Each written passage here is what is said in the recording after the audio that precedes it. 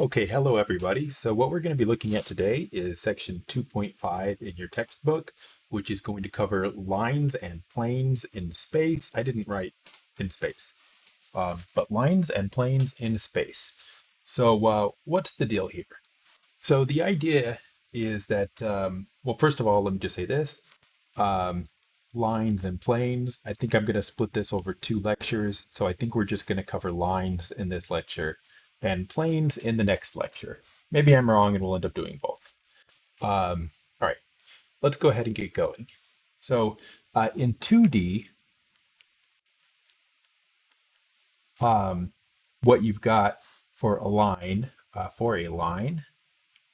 the equation of a line, you use typically one of two things, right? Either you use a slope and a point, or you use 2 points. Although, even if you have 2 points, one of the things you have to calculate is the slope. Okay, so that's what you need in order to write the equation of a line. So, in 3 dimensions, in space, right? In 3D space, it's the same, pretty much. Uh, what you would do is you may define a line as a point, right? And the point will give you a location in 3D space to work from, because a vector, if you remember, vectors have um, direction and magnitude, but vectors do not have position. So to have to be in a specific space, a specific place in space, you need a point. So you may define uh, what? Hold on. You may define a line using a point uh, to give location and a vector to give locate or to give direction.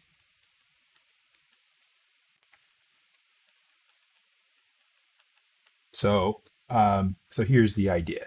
So I'm not going to do an example here, but on the picture, if you have a point, let's say here's a point, I'm going to call it P, right?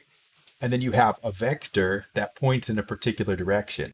So like let's say the vector points in this direction, like that's the vector V. Well, that would be enough to define the line because you can just extend the line along that vector. And that would uniquely define this line, right? Like, I said that wrong. It wouldn't uniquely define the line, but the point and the vector together give you this specific line only. Does that make sense? So you just need a point to give it a location in space right here.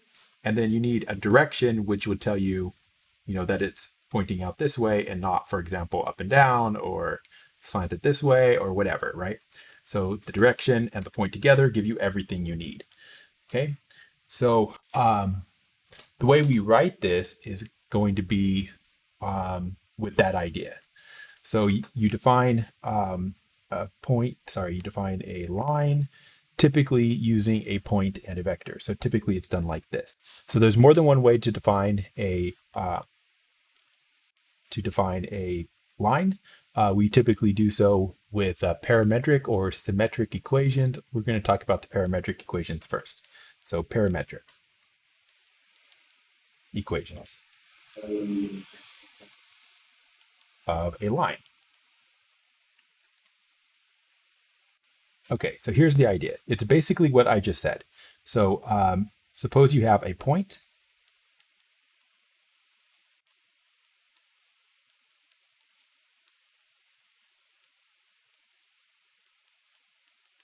and let me see here. Yeah, so our point is going to be point x0, y0, z0, right? So like an initial point, so we're using the subscript zeros. So we have a point. and a direction. And the direction could be, you can call the vector whatever you want. Typically, we just, I'll call it v. And my v is going to be, I think we're just going to go ABC, like that. Okay. Then the parametric equations of the line are as follows. So the parametric equations of the line through point P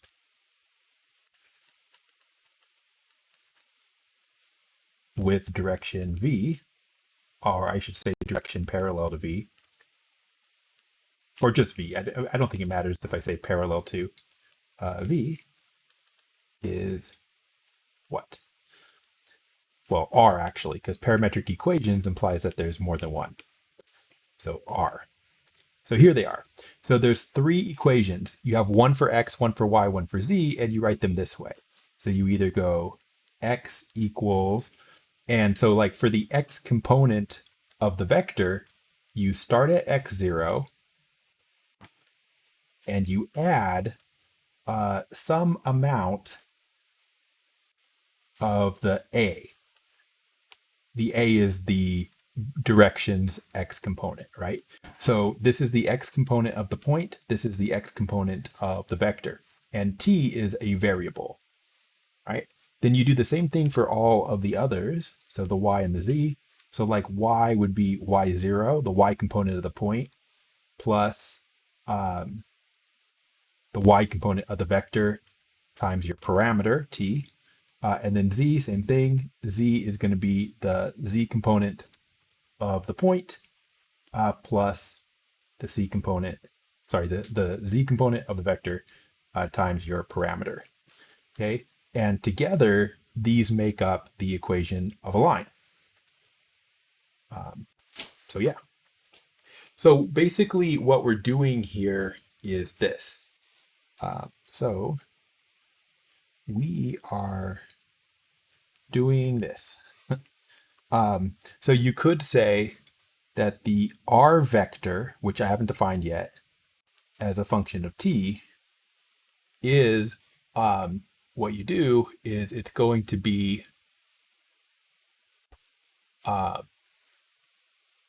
the x, y, and z components of that point stuck in a vector. Notice I'm using triangular brackets here because it's a vector, because I'm saying so, plus the parameter times the x, y, and z components of the direction. And what that looks like on the graph up here is this. So you've got your point, x0, y0, z0, right? And then the reason you have this t times v, right? This is the v vector. The reason you have a parameter times the direction vector is because you can have this point right here, p, to get another point on the graph, right? Another point on the curve, like right here, for example, you start at P and then you add this much, right? And then you add some number multiplied by the direction vector.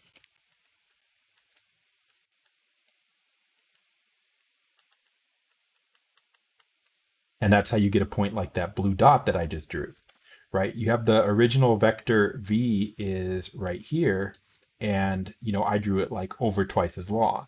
So that's just the v vector multiplied by a constant, a bigger constant, so it's over here. If I picked a different constant, then I would, start here and then potentially add a different number. But the pink vector and the blue vector and the original purple vector, they're all in the same direction, right? So they're all a constant multiplied by the original vector. So this is starting at a point and then heading some amount in the direction of the direction vector that we want. Okay.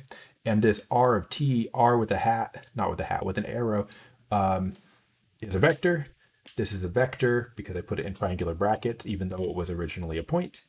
And this is a constant times another vector. So a vector plus a vector is a vector. And this is really just the same thing as this, separated. This is separated out into three equations. And this is a single equation where the r vector is actually x, y, z equals x0, y0, z0 plus the parameter ABC. So hopefully you can see that this is really the same as this. We're just writing the x and the y and the z all at once, right? So this is the left-hand side. I mean, I think I'm going overboard here explaining this, but this right here is this right here.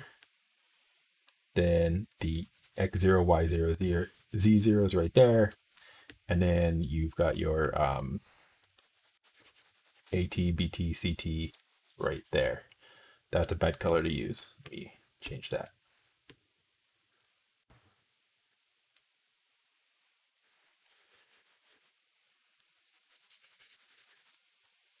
Right. So yeah, so those are the equations of a line. Okay, so they're pretty easy to get. So as long as you know the direction that you want and the point that you're starting at, you can write the equation of a line. So let's do an example like that.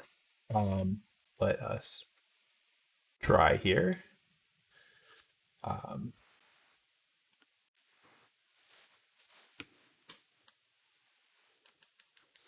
Example, find parametric equations of the line passing through, and I'm going to give you 2 points this time. 1, 4, -2,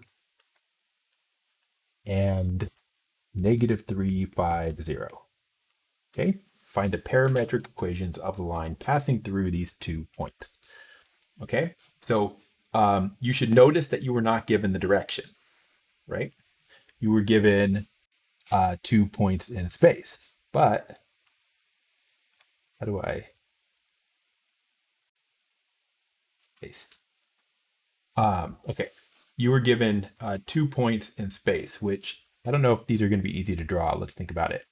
So this one is 1 in the x direction, 4 in the y direction, -2 down. So let's just say it's about where I just was. Let's call that 1, 4, -2. And then you've got your other point, -3, 5, 0. So -3, 5, 0, -3 is back this way. 5 is 5 on the y-axis, and 0. So it's like here. And it doesn't look like it, but like it's actually in the same plane as the ground, whereas this one's actually 2 below the ground. But again, that's the 3D perspective thing, so it doesn't look like it is where it is. But there you go. That is a line. Well, no, that is 2 points, and what we want is the equation of the line that goes through them. So, of course, drawing the line through 2 points is easy, but how are you going to get the direction, right? Think about it. You need a point and you need a vector for the direction. But it's really easy to get, right? Because can't you just make a vector from one point to the other point? That's easy to do, right? Of course it is. So what you have to do is make sure you know that, right? So you get the direction from 2 points P and Q by finding the vector PQ.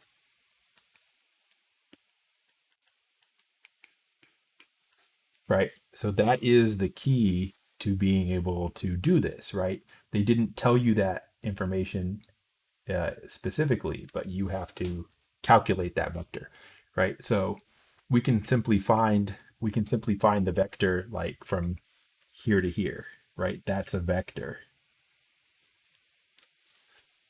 and that will be our direction, right? So let's do that first. So our first step would be, find the direction.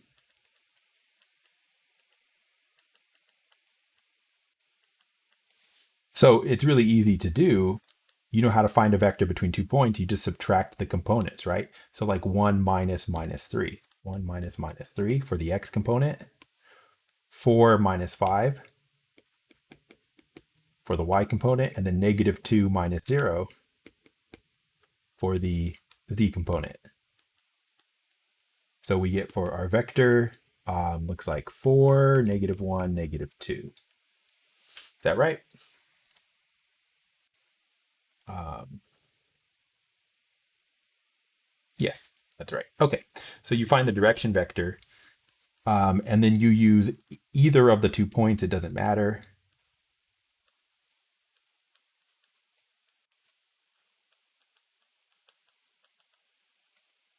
Doesn't matter.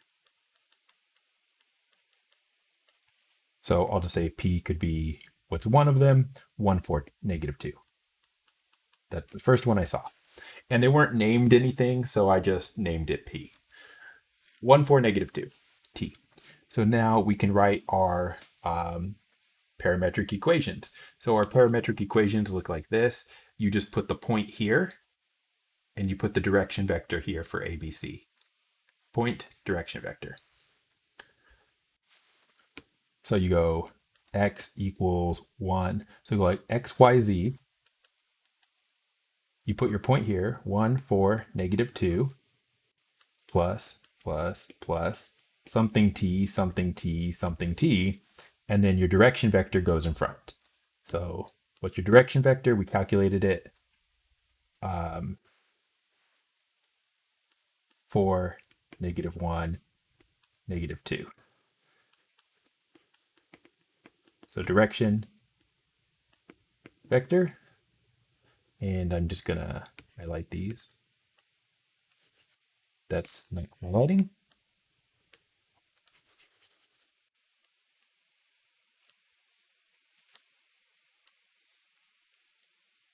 Point x naught, y naught, z naught. Okay, and that is how you write symmetric equation of a line. Okay, now, yeah. Now, a lot of things don't matter here, right? Like it didn't matter that I drew the arrow pointing from this point to this point. I could have drawn it from this point back to this point. That's fine. I had a choice about which point to use here. You could have used,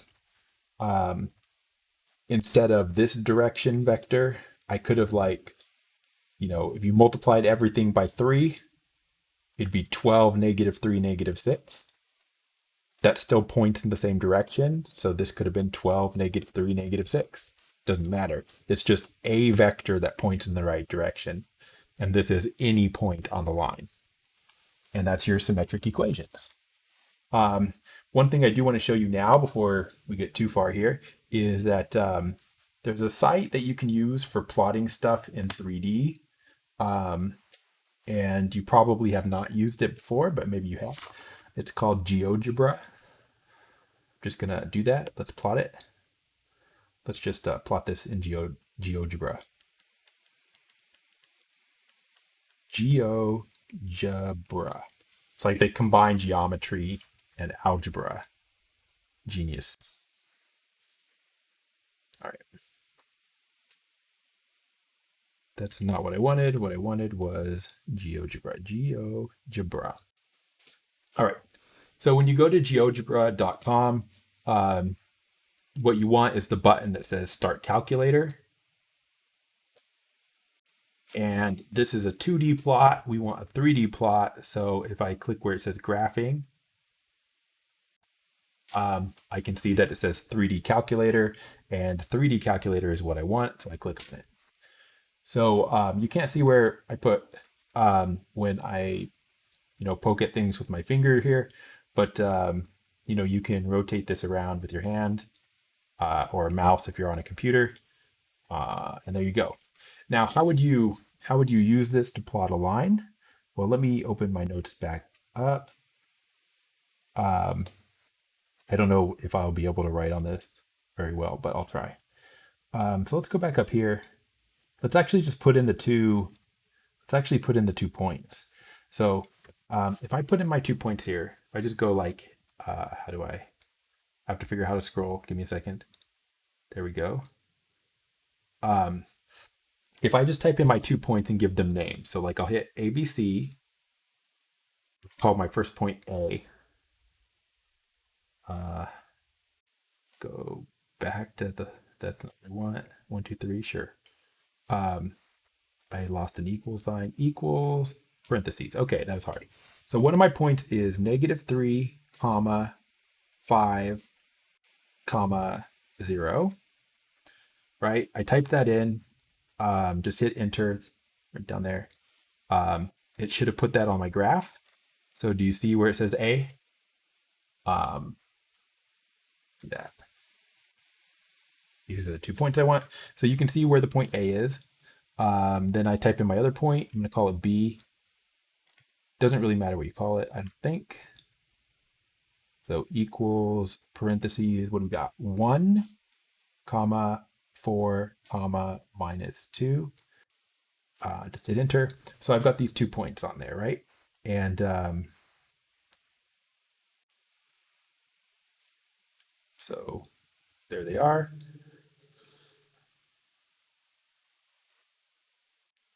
What am I looking at for graph? Oh, hold on. Which axis is Y and which one's X? I don't know. Okay, green must be X.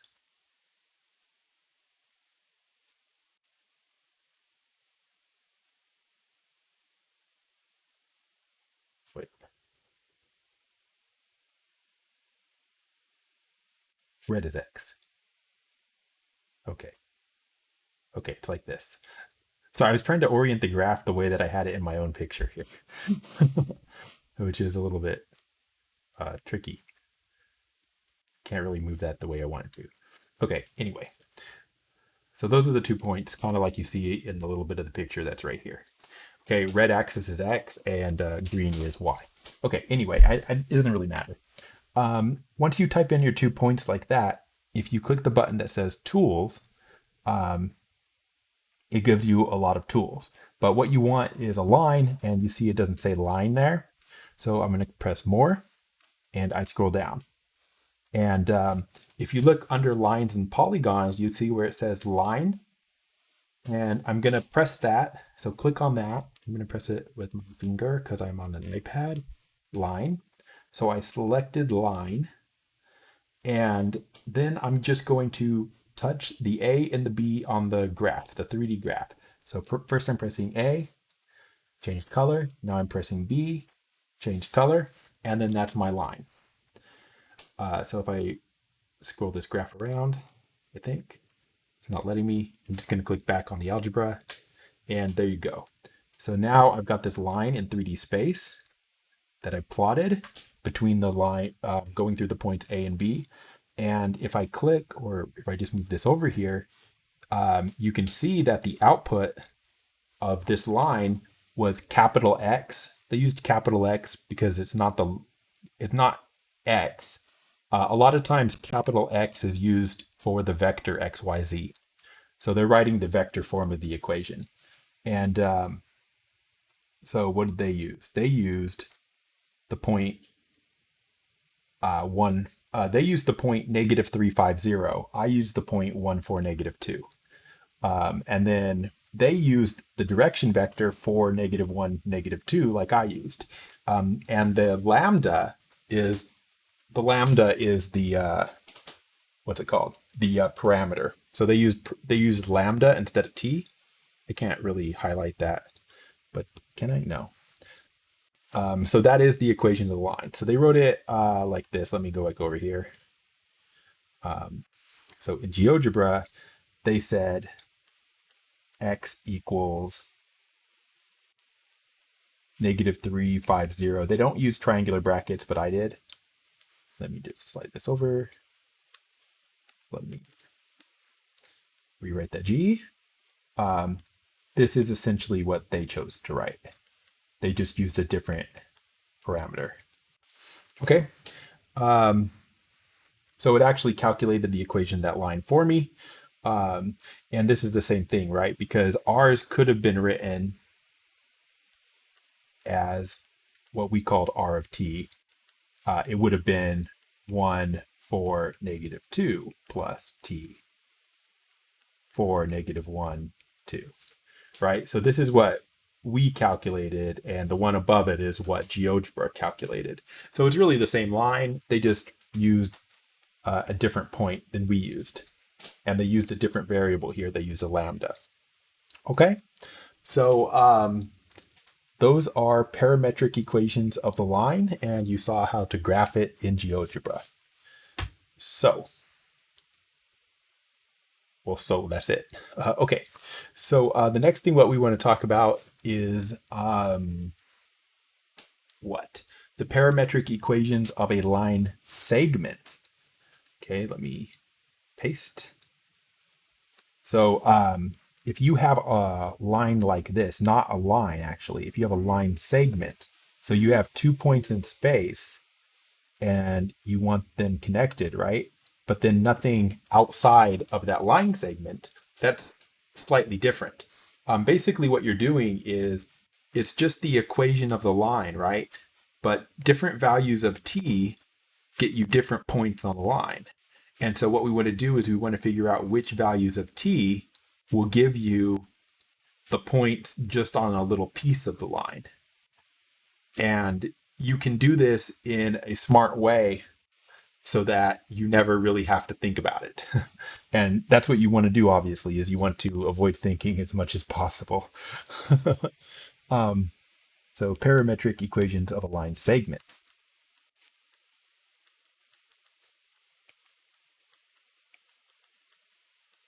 Of a line segment between 2 points. Between P. What are we going to call them? X1 and X0. Okay, X1, Y1, Z1. That's I just said 1 3 times and I wrote zeros 3 times, right? Awesome. X0, Y0, Z0, and X1, Y1, Z1. Those are what we're doing. So you got your P and then you got your Q. Okay. And so what you want to do is just do this in a systematic way so you don't have to think very hard. Okay. Do this in a systematic way.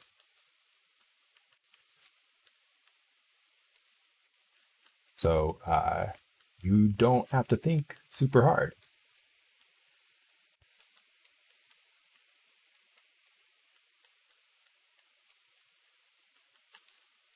So what you do is it's the same as before. We're still writing parametric equations of a line.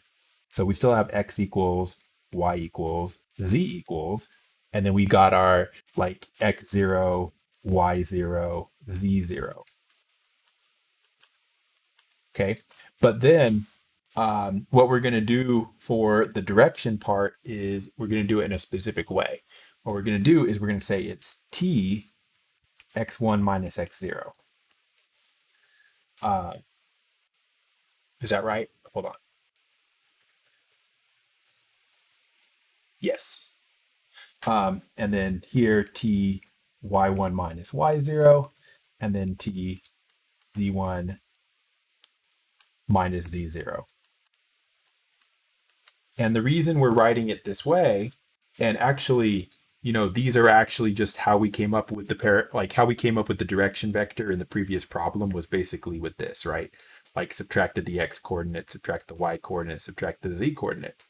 The difference here is that we're writing this explicitly because we want these numbers like in the specific order, because think about what happens. Like, so if I say that this is for all three of these is for t only between 0 and 1. Okay. Now, why between 0 and 1? Because look at it. So explanation here. I want a different color. Explanation. Right? Take this equation and plug in t equals 0.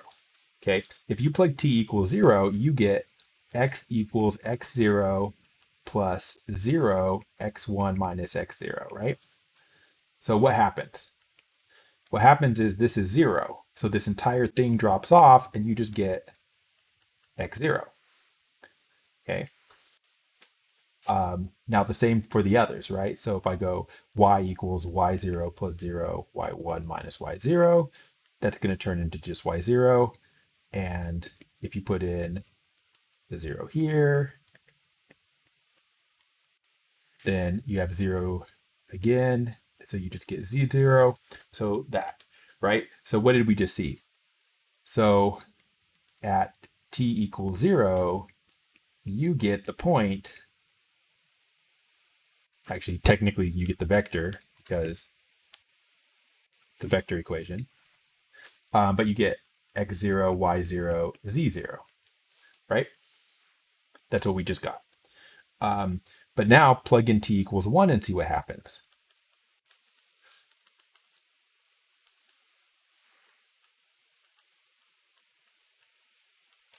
So we're going back up to the equations and we're going to put in a 1. So you get x equals x0 plus 1, x1 minus x0, right? So we put in a 1 for t. So you end up with x0 plus x1 minus x0. And so these x0s cancel and they leave you with x1 this time. And the same for the others. So you go y0 plus 1, y1 minus y0. You get magic canceling. The y0s cancel each other out and they leave you with y1. That's y. And then z equals z0 plus 1, z0 minus, sorry, z1 minus z0. Again, you get some canceling. The z0s cancel. And you are left with z0. No, z1. So what did we get?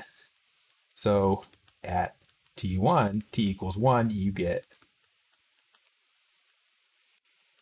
x1, y1, z1. Right? So when you put in a 0, you get you get x0, y0, z0, and at t equals 1, you get x1, y1, z1. And the reason that happens that way is because, this was set up carefully so that happens. If we did it like the previous problem where I didn't care which point this was and I didn't care how I came up with this vector, like which point do you subtract to get the vector, then this probably wouldn't have worked out. So that's why we write it separate here and give you this. Now this is going to be the same thing. Like you can probably do this in GeoGebra. Let's try it just to see.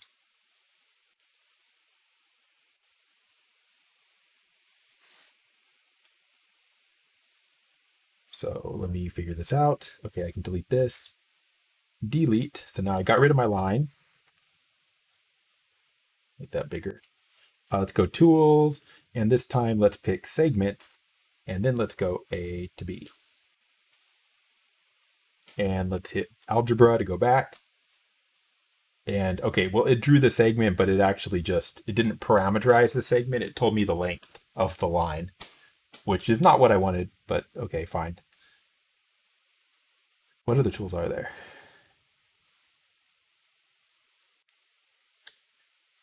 Segment with given length. Oh, okay, I see. Yeah, I guess there wouldn't be a way to come up with the equation of, there wouldn't be a way to come up with the equation of a line segment specifically with this form. But if I do hit line again, and then I pick the A and the B, just like we did before, and I go back to algebra, this right here, hold on. this equation, if you put in a 1, like this is still the correct. I can't highlight. Sorry. No, I can't. But on that line there, that's negative 350 plus lambda for negative 1, 2, on that equation of the line, it is lambda equals 0 is one point and lambda equals 1 the other point. That is the line segment from A to B if lambda is between 0 and 1. So they still did the calculation correctly for the line segment. They just didn't restrict lambda to be between 0 and 1, like we did with the t, where we say they just left this part off. So they still do it this way, but they left this part off. So you just ask it for a line, even if you want a line segment, basically. Okay, so those are parametric equations of the line. And they're called parametric equations of the line because t is the parameter. So let me go back up there and say that. Where did we do this? Parametric equations of the line through point P with direction parallel to V are, we call t the parameter. Okay, and t, if you don't say anything, not 0.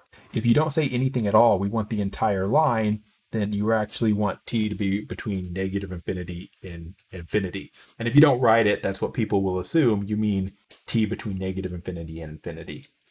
So you only get the line segment if you restrict the t. Okay, so those are parametric equations. There's another form of the equation of a line that gets used a lot, which is, well, I shouldn't say a lot.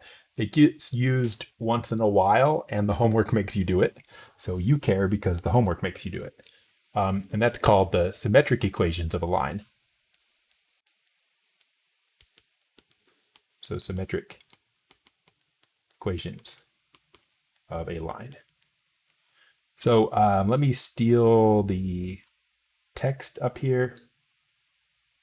Got it. All right.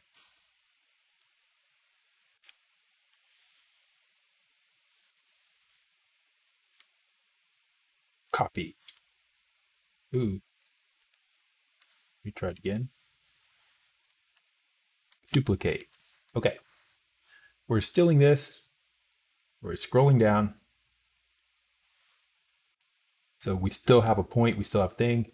This time we're going to do the symmetric equations of the line.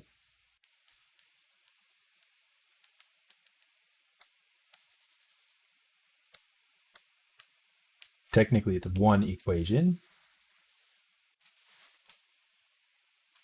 And you write them this way. X minus x naught over A equals y minus y naught over B equals z minus z naught over C. Okay, so that's the symmetric equation of the line. They're equivalent. And this is, provided that A, B, and C have to all be non-zero.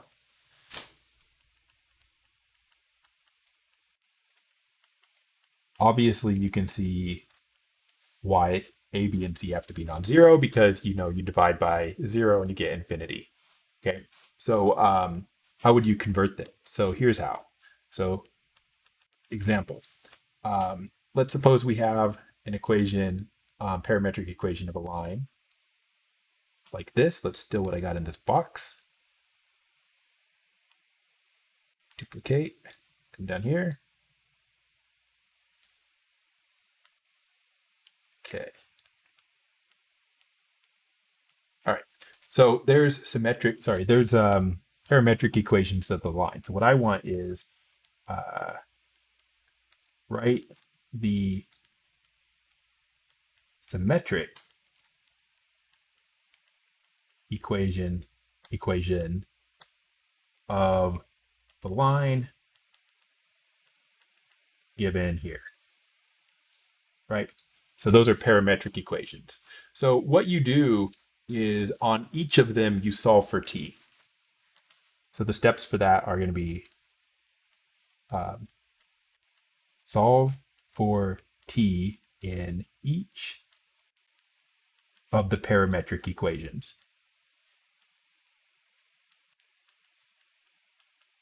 So it's super easy to do that, right? That's not going to cause you any issues. So if you have like x equals 1 plus 4t, then you simply move this 1 over to the other side. X minus 1 equals t. 4t, divide both sides by 4. X minus 1 over 4 equals t, right? And rearrange this a little bit. Do the same thing for the other one. So y equals 4 minus t. You're solving for t. So minus 4, negative t, divide by negative 1. So you get t equals y minus 4 over negative 1. I realize that that's not the prettiest way to write it, but I'm just trying to do exactly what I said. Negative 2 plus negative 2t is the last one. Move the negative 2 over, you get z plus 2 is negative 2t. Divide by negative 2, you get t equals z plus 2 over negative 2, right? Now, if you look at the result that we've got here, right, you look at this, this, and this, if they're all equal to t, then they're all equal to each other, right? Since all three are equal to t, all three are equal to each other. So you just take the left-hand side of each of these and you set them all equal to each other. So like the first one here, x minus 1 over 4. So that's x minus 1 over 4 equals t, but t is also equal to this. So that's y minus 4 over negative 1. But that's equal to t, which is also equal to this. So z plus 2 over negative 2. And those are what we call symmetric equations of the line, or symmetric equation of a line.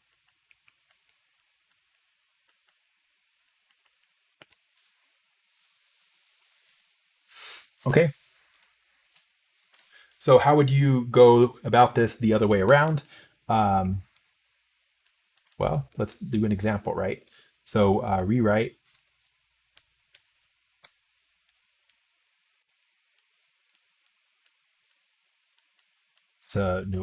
parametric equations, right? Parametric equation of the line. And I'm going to give it to you kind of, maybe in a weird looking way on purpose. So like, let's say I go x minus 3 over 2. That's the normal way for it to look. Let's say I go 5 minus y. That looks a little bit weird. Like these are the wrong way around, for example. And last, let's just say, it doesn't really matter. 7z minus 1. Right, so I'm purposefully making these look a little different than the normal symmetric equations look. And so what you do is this. So it's basically doing what we just did backwards, right? Like in this form, this first thing here was equal to t, and the second thing was equal to t, and the third thing was equal to t, right? So you could actually, from this, separate it back out into 3 different equations just by adding this equals t, this equals t, this equals t. So just add. So your method is set all 3 individually equal to t. Individually equal t. So you just go x minus 3 over 2 equals t, 5 minus y equals t, 7 z minus 1 equals t. And then now what you're going to do is you're going to solve for x, y, and z there.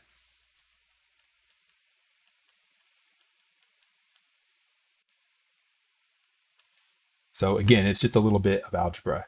What did I do there? Equals t. Okay, so you just do a little bit of algebra. So like on this first one, you just multiply both sides by 2, and then you move the 3 over like that.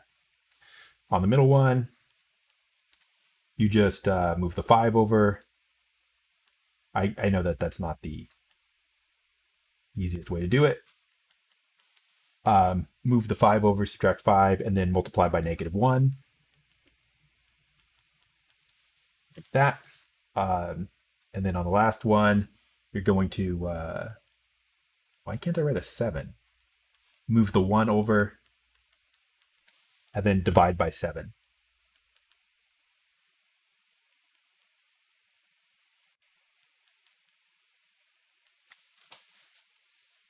Okay. And then those are your parametric equations right there.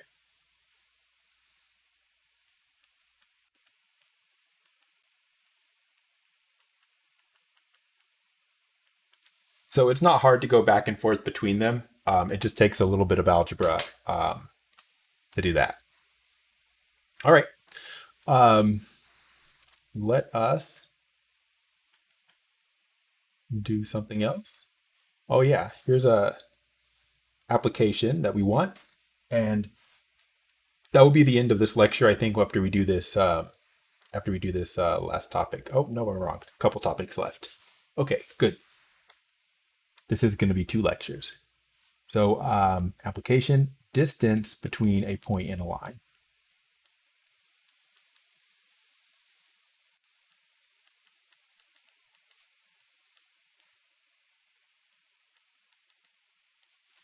Okay. So this is kind of I've actually never seen the derivation that our book uses, um, but I like it, so we're going to use theirs because I think it's pretty. Okay. So here's the idea. So imagine you have a line and a point that's not on the line, L, and a point M that's not on the line.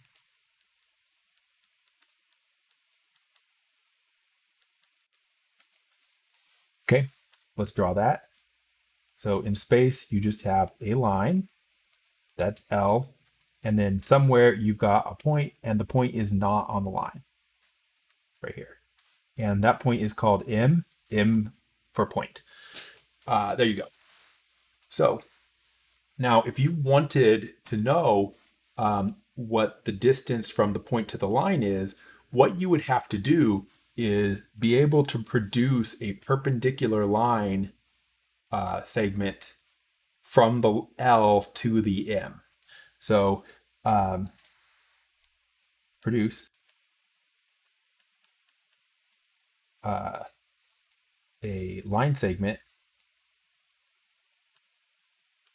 from M to a point P on the line that is orthogonal to L.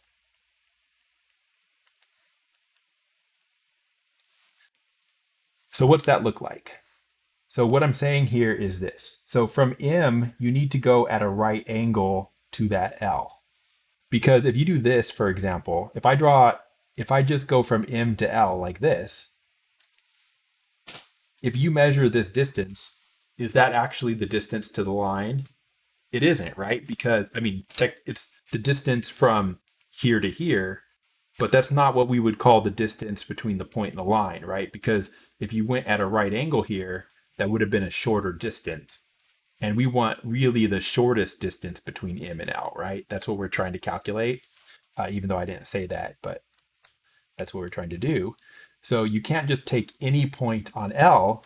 You need the special one that makes right angle. That needs to be a right angle. And then this could be P. Okay. So if you produce that line segment from M to L, then you would just measure the distance between those 2 points, right? That would be what we were looking for. Then the distance we want is the distance between P and M.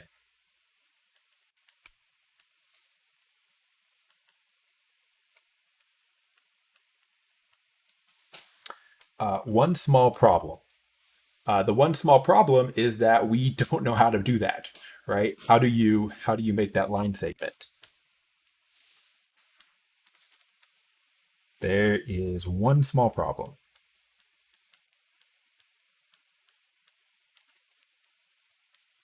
We don't know how to find that P that's perpendicular to M.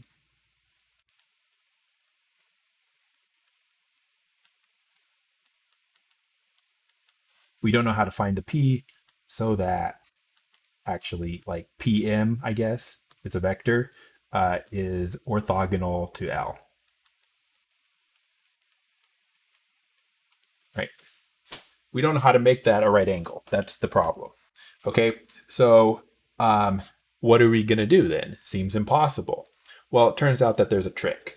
Okay, so your book has a nice trick for doing this. But your book has a nice trick. Okay, so recall. Don't have to recall too far. Think about the previous lecture. In the previous lecture, we did something with parallelograms, right?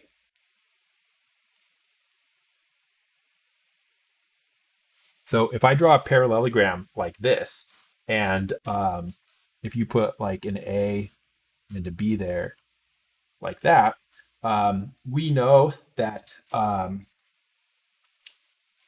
A, B. Okay. We know that when you draw a parallelogram like that, that normally the area of the parallelogram is equal to the base times the height, right? You remember that. Um, and you also remember that that's um, also equal to the magnitude of, in this case, A cross B, right? So you remember that from the previous lecture, that there's two ways to write the area of the parallelogram. It's the base times the height, and also it's the magnitude of A cross B. And by the way, where's the base and the height on this picture, right? You've got this is the base. Where's the height? Base. The height is this, right? And we never actually calculated a height in the previous section. I think we wrote it as like what was it? Magnitude A sine theta. But you needed to know the theta if you were going to use that. But doesn't matter. The point is the area is the base times the height. If you happen to know those, or you can calculate it with that cross product, A cross B, and then the magnitude of that vector. Okay, that's what you got to remember. Now here's your trick. Let's draw this again. So here's the trick.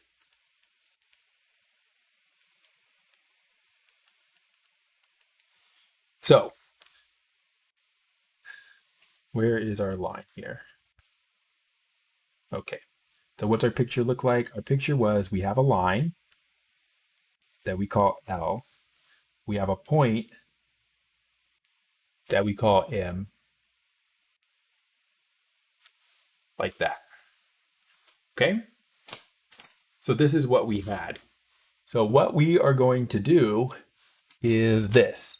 So we're going to take a P to be, instead of the point that we want, right? Like, remember, we need the one at the right angle.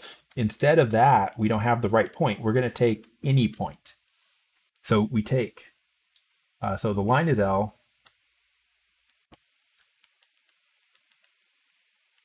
Okay.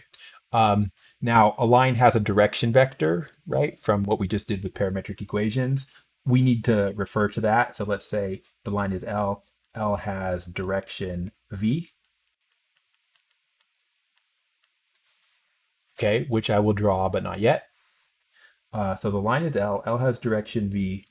The point not on the line is M.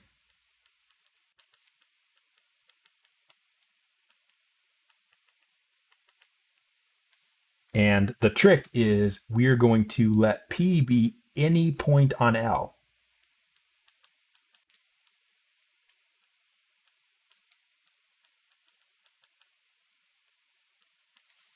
Okay, so you can draw this P to be anywhere. It does not have to be 90-degree angle. So specifically, like let me, for example, let me draw it like this, right? That's not at a right angle. So I'm just going to draw P right there. Now, here's the thing. Once you draw that, we can draw a parallelogram on there. So let me, so once we have that, I'm going to just draw this parallelogram. All right, what's the parallelogram look like? So this is the parallelogram that we want. So one side is going to go from P to M like that. And then you've got the direction vector. Then you've got this direction vector V, which I'm going to draw from here going this way, like that. Well, now that's two sides of a parallelogram. You could continue it and draw the rest of the parallelogram like this. And there's a parallelogram in space, right? But here's where the sneaky trick is. So that parallelogram, you'll notice that the base of that parallelogram is V, right? So on that parallelogram that I notice the base of the parallelogram has a length magnitude V, right? This could be the base. And then where would the height be if this is the base?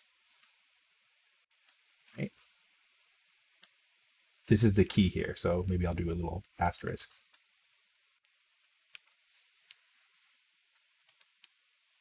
The height of the parallelogram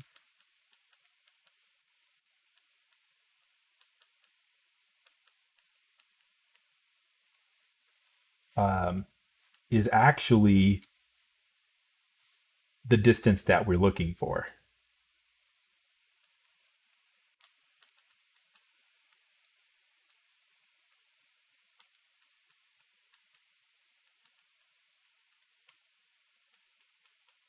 That's the sneaky trick. So we're going to call it D. And it's going to be a vector here. All right. So where is that vector D? Right? Think about it, right? If you draw a perpendicular line here, that's a right angle. Isn't that purple line that I just drew? It's the distance between this point and the line. That's actually what we want. It's also the height of this parallelogram that I drew. So it's two things, the height of the parallelogram and the distance that we want. Okay, the height of the parallelogram is the distance we're looking for. Call it D. Okay, great. So now let's do a little bit of math. Right? Everything we've done up till now was just drawing this picture and explaining what everything was. So here's the idea. So the area of the parallelogram is this. So the area of the parallelogram is both base times height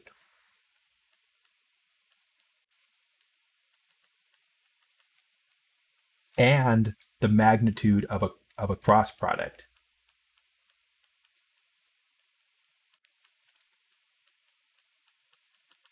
Right? So the base times the height is actually equal to that magnitude, right?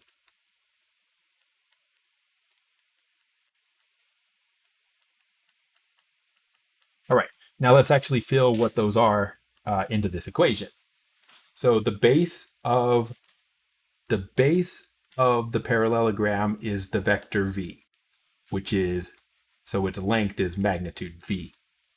So this is magnitude v, that's that length. The height of the parallelogram is this length here, which we said we were going to call that vector d. So let's call it d. So the height is magnitude d. And again, that's what we actually want to solve for at some point. And then over here, the area of the parallelogram is also the magnitude of some cross product. The cross product is the cross product of the two sides of the parallelogram. So one side is v, the other side is this vector from p to m. So pm and v. So it's the cross product of v and pn. Okay? So what does that get you? What that gets you is that if you wanted to solve for what d is, so magnitude d is equal to the magnitude of v cross pm divided by the magnitude of v. Okay? And that seems pretty complicated, and it is pretty complicated. But what you want to remember is that we have, like, v is the direction of the line. V is the direction of the line. If you have the equation of the line, you can figure out the direction. P is any point on the line. If you have the line, you could find a point on the line. So V and P you can get from the equation of the line. M is the point that you're looking like for the distance between that point and the line. So V, P, and M are all given. And that's all there is V, P, and M. So you would be able to calculate that. And since V, P are both from the equation of the line, are from the equation of the line,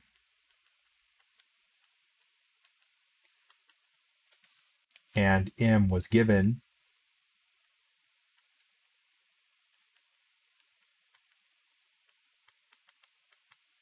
we know everything to use this equation. All quantities required to calculate it.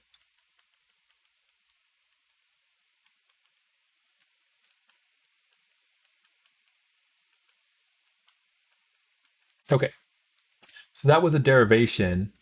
Let's actually write the definition or the theorem here. Theorem, let L be a line in space.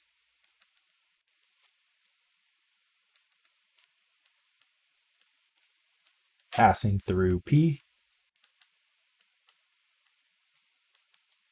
with direction V. All right. If M is a point not on L,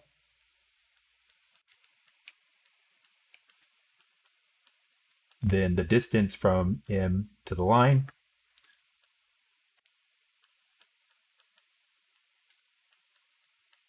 from point M to line L is D. I'm going to use lowercase d. D doesn't need to be a vector here, right? D is going to be a distance in this case.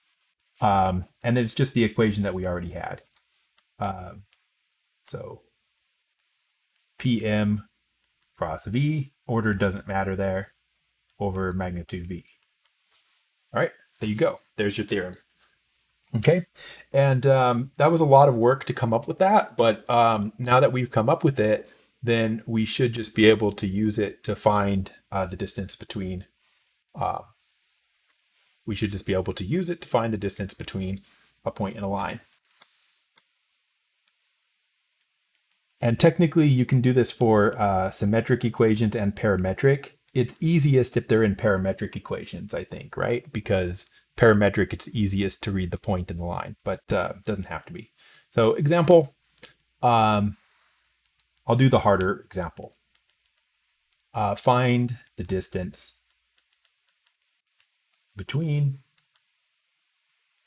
point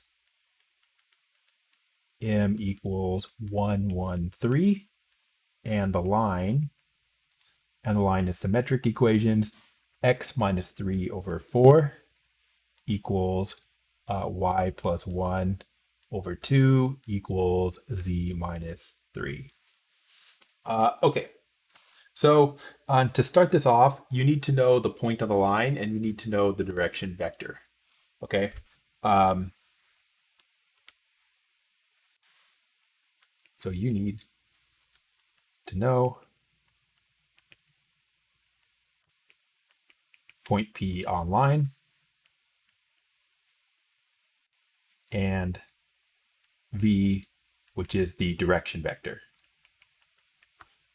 The easiest way to get that is to put this back into parametric equations. I don't recommend that you read off the point and the direction vector the way it's written. It's easy to get the point, right? So if I want P, the way you would get P is just whatever makes each of these 0. So like your point would be 3, right? Because 3 makes this 0. -1 makes this one 0. And 3 makes this one 0. So that's easy to get. But the V is slightly harder to get if you're just looking, just because the form for the symmetric equations, if you want to read off the ABC direction vector, then like the coefficient on the X needs to be a 1. The coefficient on the Y up here needs to be 1. And the coefficient on the Z needs to be 1. And that's not the case always. Like right here, right? That's a 1. Oh, actually, it is the case. Okay. Uh, so yeah, never mind.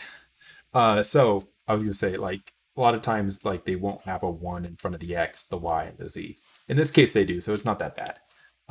So you can just read off the ABC. The ABC are the denominators. So the denominator is 4, the denominator is 2, and the denominator, you don't see it, that means it's 1. It's not 0, right? If it was 0, there'd be a divide by 0. So that's your point and your vector, which you needed. So we have that. What else do we need? Now, once we have that, we can get started. So we're going to use this formula. So we have the V, that's good. We don't have the PM vector. We got to come up with that. Okay. So now find PM vector, right? So P was 3, -1, 3. The M was what was given. What was it? 1, 1, 3.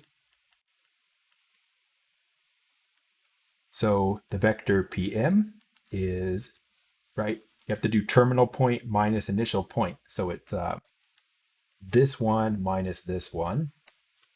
So 1 minus 3, 1 minus minus 1, and 3 minus 3. So we got -2, +2, 0. Like that.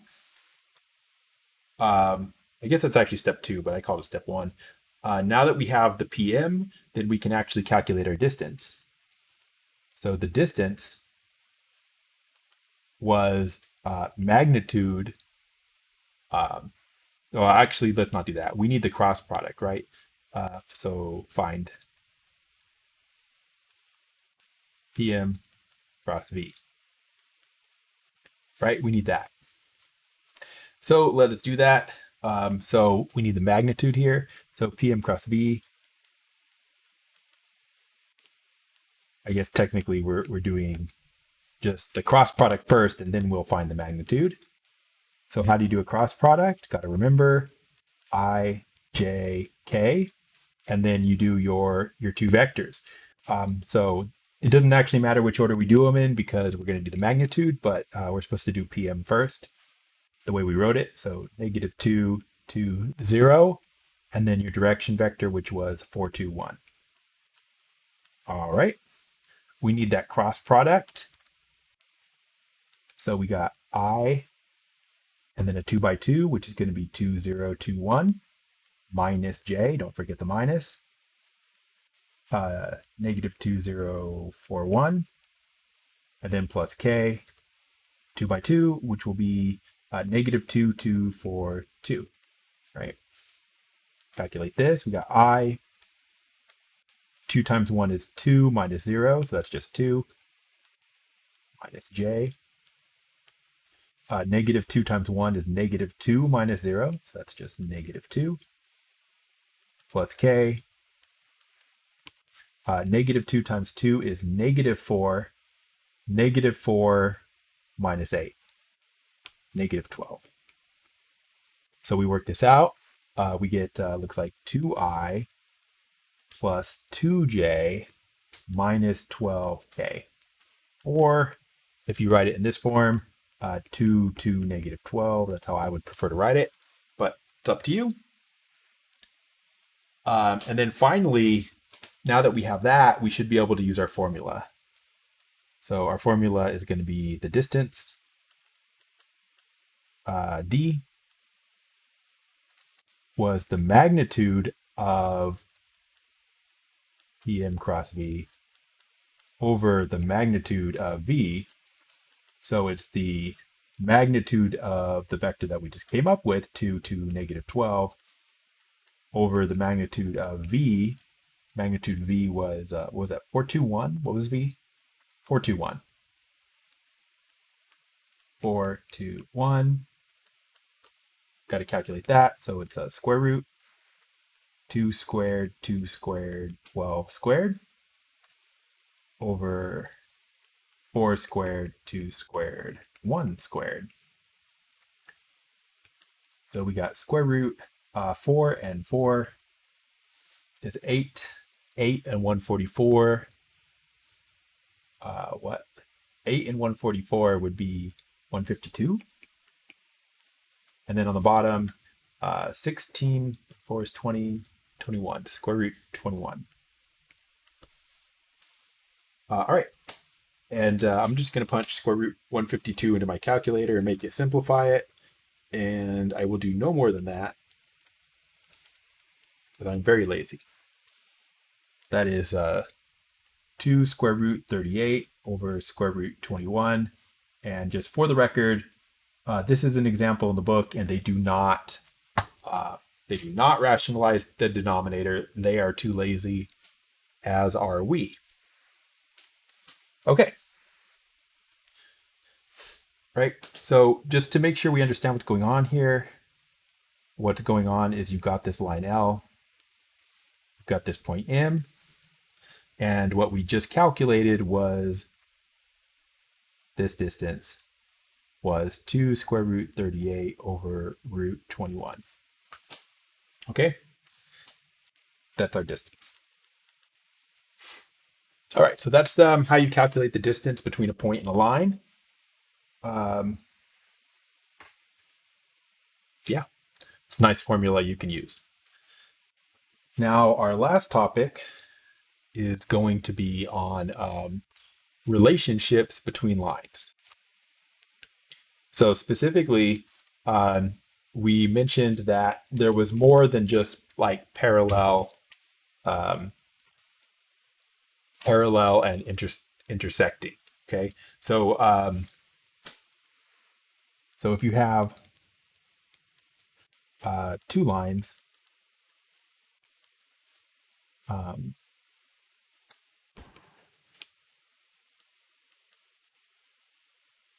they can be, I'll say, related in several ways.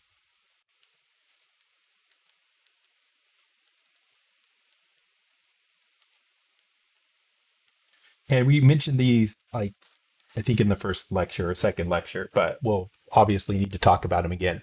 So the first thing they could be is they can just be parallel. right? Same direction, never touch.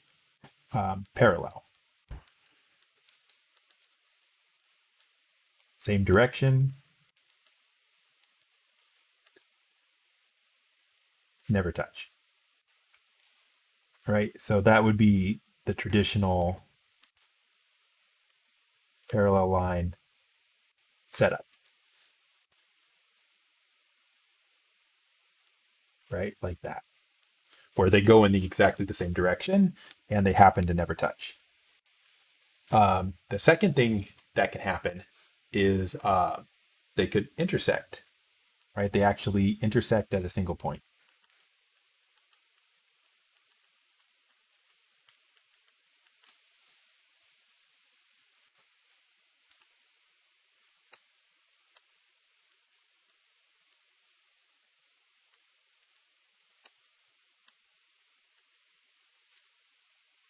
right? They actually cross.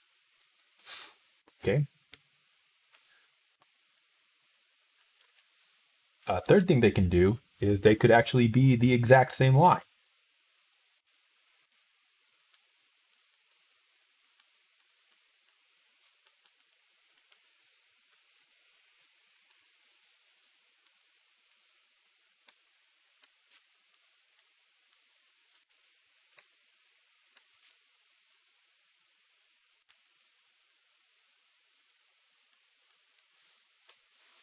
Right? They could just actually be overlapping each other, which doesn't mean they have to have an equation that looks identical because direction vectors can be, pointing in the opposite direction.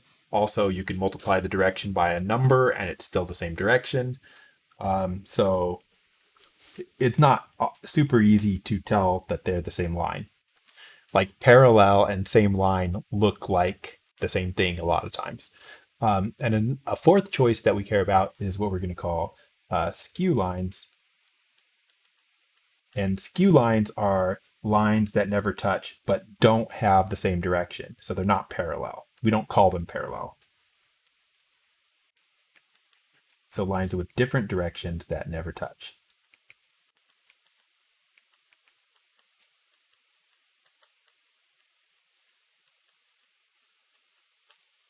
All right. So what does that look like? Not so easy to, to draw that situation, but like imagine that there's a plane up here floating in space, and there's a line up here in that plane, right?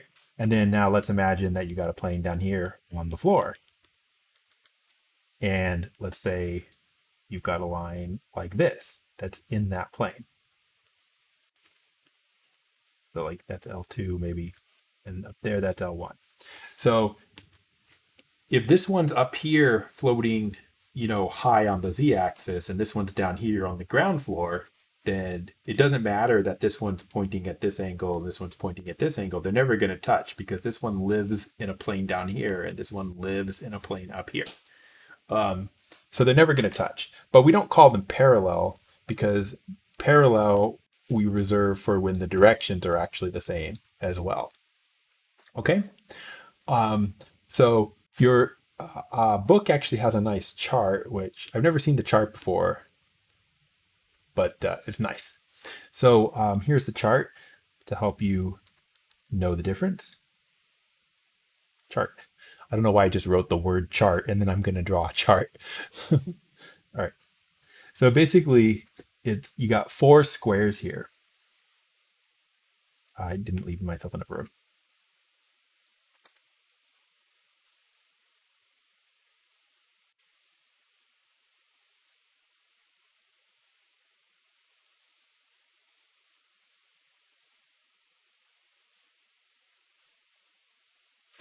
Come on.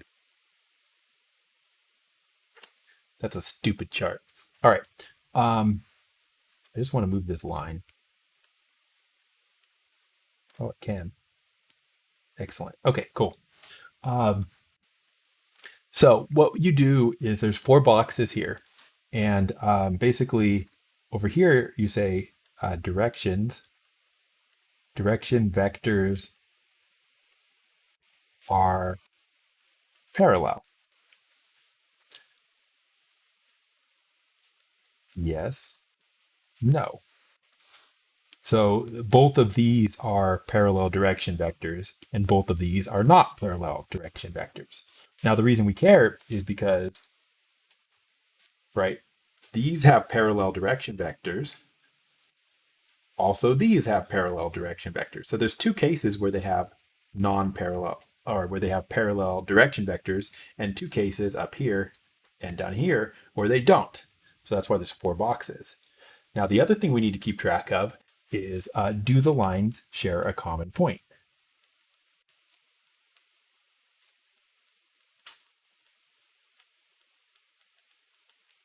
And again, yes, no. Yes, no. Okay, so then what we have is that if you've got parallel direction vectors and the lines share a common point, then you're in this box. But if their parallel direction vectors share a common point, the only thing that happens is in this case, when they're the exact same lines. So these would be equal lines. Okay. Now, if you have the directions are parallel, but they do not share a common point, that's parallel. Or as your book says it here, parallel but not equal.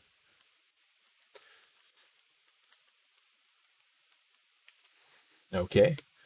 Now, this box is parallel directions. No, not parallel directions, but they do share a common point. That's this case, right? Directions are different, but they do intersect at a point. So that would just be what we call intersecting lines.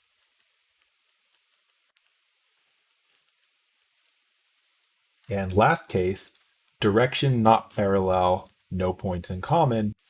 That's what we drew here. So those are called skew lines. Skew lines. All right, so this little chart will tell you how to figure out if lines are, well, what type of lines they are. Right, so let's try to do something here.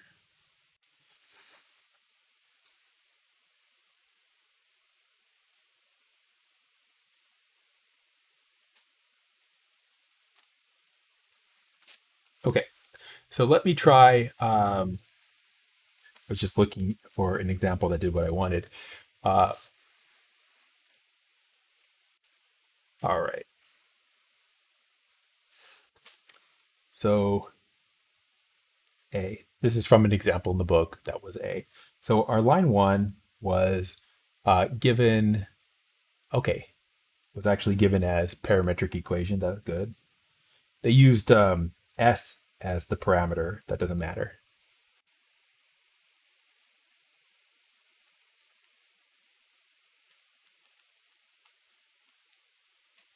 And L2, our other line, is x equals t minus 3, y equals 3t plus 8, z equals 5 minus 2t. Okay, so we got these two lines. And what we want to know is, parallel, equal, intersecting, or skew. Right? So you have to be able to tell. Okay, so so the first thing you do is let's look at the direction vectors, right? Because we need to know, are the direction vectors parallel, right? So are we up here or are we down here? So one, check if direction vectors are parallel.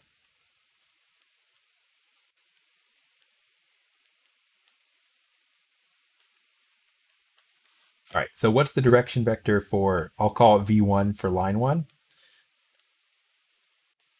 So you should be able to read the direction vector off this. So remember, the direction vector is the numbers on front of the parameter. So they wrote the parameter first instead of second, but that doesn't matter. So the numbers in front of the parameter S. So 2, 1, 1 is your direction vector. And the direction vector for the other line, again, the numbers in front of the parameter. So 1, 3, -2. Like that. Okay, so are they parallel or not? So parallel means that you can multiply all of these numbers by a constant and get these numbers. Okay, and the easiest way to check if that's true is to divide. You divide like the x component here by the x component here, y component by y component, z component by z component, and if you get the same number, they're parallel. And if you don't, then they're not. Now you probably can just look at these and see that they're not, because like this one's positive number, positive number, positive, and this is positive, positive, negative. Seems like they could not be in the same direction, or opposite directions. But still, there's a set way that you can check this, so you might want to, just practice that. So divide x, y, and z components. So like 2 over 1, and then 1 and 3.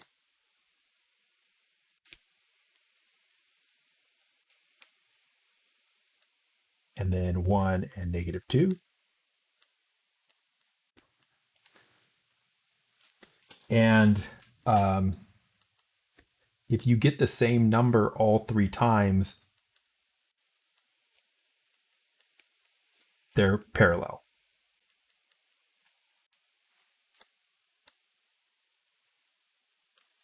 So they are only parallel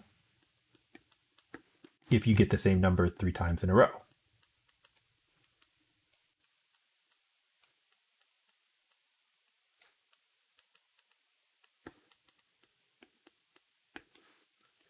You do not. So the direction vectors are not parallel.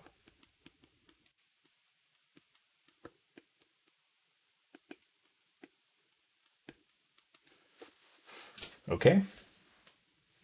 So that's the first thing you check. So now that we know the direction vectors are not parallel, that means that they're either intersecting lines or they're skew lines.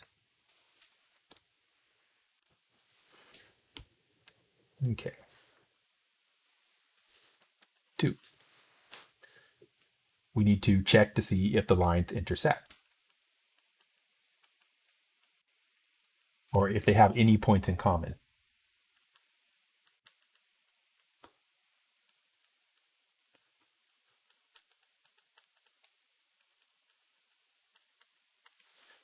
How would you check to see if they have a point in common? So what you would do is you go back up to the equation of lines. If they have a point in common, that means that this x and this x must be the same. This y and this y must be the same. This z and this z must be the same. Okay, so actually you set the x components equal, the y components equal, the z components equal, and you try to solve that system of equations. It's a fairly significant amount of work. Let's do it. Okay, so what you do is you set x components, y components, z components equal, and try to solve for s and t.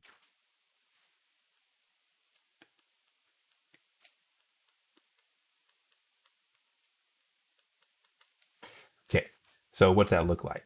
So if you set the x components equal, right, what I'm talking about is you set this equal to this equal to this, and this equal to this. Those are what you set equal. So you got, right, equation 1 is 2s minus 1 equals t minus 3. Equation 2 is s minus 1 equals 3t plus 8. And I didn't leave myself room. And then equation 3 is s minus 4 equals 5 minus 2t. And you have to try to solve these. So you solve these however you would solve equations. So like probably what I would do is like, for example, like in equation, you can like eliminate a variable if you add these together. So like if I do this, like if I do equation 2 minus equation 1, what do I get? Actually, maybe I should do it right down here. So if I do, if I do equation 2 minus equation 3, equation 2 minus equation 3. So I'm doing this. S minus 1 equals 3t plus 8 minus this equation.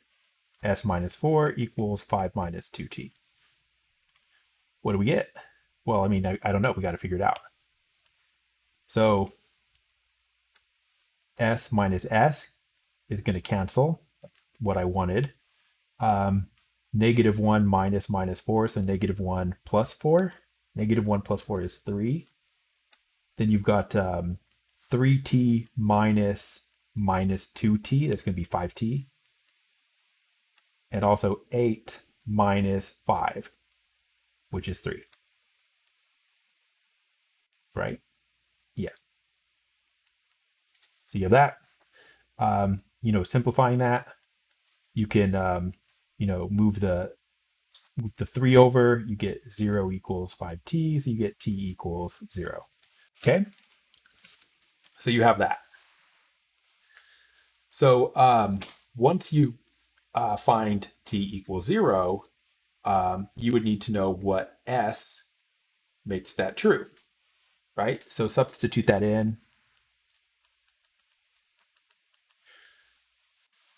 into one of the equations. It doesn't matter which one. So let's say the first one. You get 2s minus 1 equals 0 minus 3. So 2s minus 1 equals negative 3.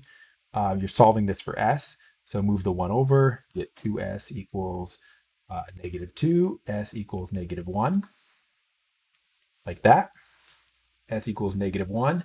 And then once you have those, you're always going to be able to do that, right? So I have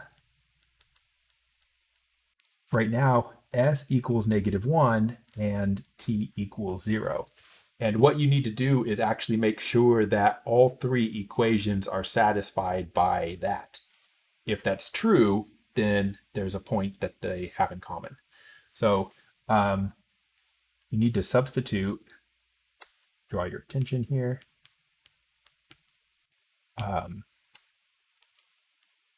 Substitute s equals negative 1 and t equals 0 into all three equations. 1, 2, 3. If all are true,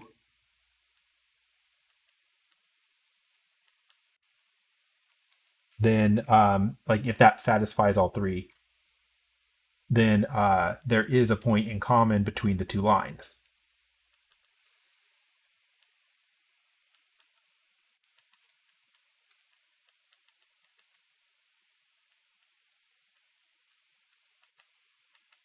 Right. So what we were doing was we were just solving these as simultaneous equations. So we're looking for a solution to all three. Now, the reason you have to check all three of them is because when you have like s equals negative 1, t equals 0, two of them are definitely going to be true, but the third one might not be. The reason I say two of them are going to be true is because whatever ones we used here to solve for these numbers, are going to end up true, but the one that we didn't use might not be. So you got to check, right? So substitute them in all three. So like, let's check the first one. So you put in s equals negative 1. So 2, negative 1, minus 1. equals 0 minus 3, and that's a question mark. I don't know if they're equal. So I get negative 3 equals negative 3, so that's true. So then I go to the second equation. It's not a surprise that this one's true because that's actually the one that I used to solve for that. Go back to 2. So we got, looking here, put in the numbers here. So s minus 1 is negative 1 minus 1 equals 3 times 0 plus 8. Negative 2 equals 8. Question mark, question mark. That is false, right? So as soon as that comes up false, then that tells you that there's no way, or the values that we came up with that are supposed to satisfy all three of these equations don't. So there's no s and t that make all of these true. And since these were the x components, the x, the y, and the z, if we can't make all three of these true, then we can't find a point that's actually on the first line and on the second line, right? Since there is no solution to the three equations, then there is no x, y, z on both lines. No point, I should say. There's no point x comma y comma z that is on both lines.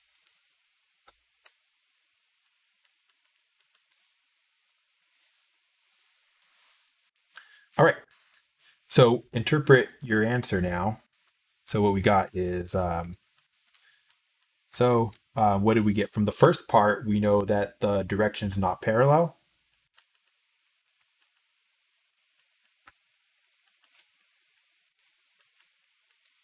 And no point in common.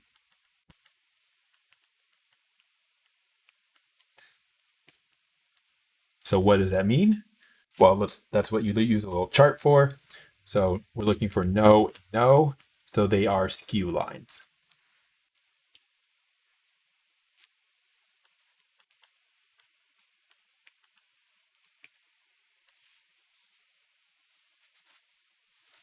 Okay. All right. So that's how you do that. That could have come up several different ways, and it didn't. So I'm going to have to call it here. We're an hour and 37 minutes in, and this is only half of the lecture. So yeah, stop here, and we will do planes in the next lecture.